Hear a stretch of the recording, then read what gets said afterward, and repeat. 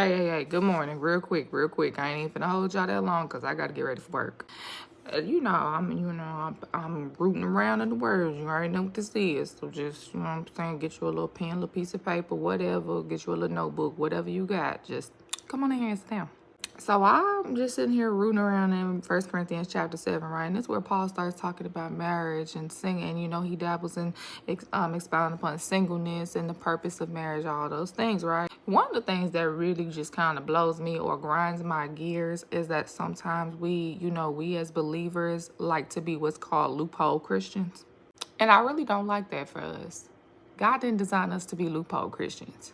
Because if you sitting over here trying to figure out how to get around something, you shouldn't be doing it. Because it's very much giving you trying to really take chapter 6, verse 12, 1 Corinthians 6 and 12, a little too serious. You taking that to heart, and I don't like that. Take it to heart, but operate in the context of which Paul is speaking, right? So 6 and 12 says, all things are lawful unto me, but all things are not expedient.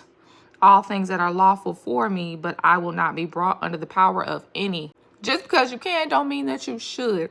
And the fact that you are trying to get around something that you know is probably not the best thing for you to do, but is permissible, please don't.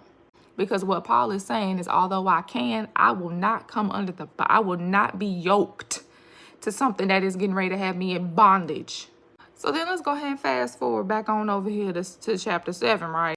Chapter 7, verse 2, where he says, nevertheless, to avoid fornication, let every man have his own wife and let every woman have her own husband. Come on down to verse 9, where it says, but if they cannot contain, let them marry, for it is better to marry than to burn.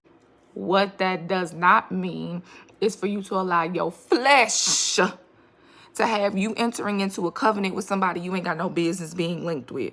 Just because you can't contain your little sexual urges, don't sit over here and pervert a God-given good to satisfy your flesh.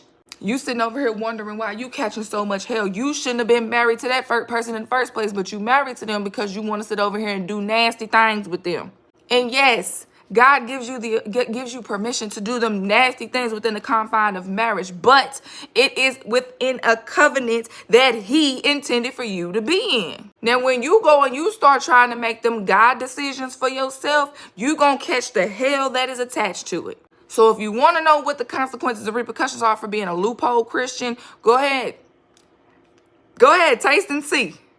Don't sit over here and let your flesh have you paying for things that you ain't have no business going through in the first place. And then blaming God because you're going through it. Stop letting your flesh govern you. Okay, I love y'all. Be great. Bye.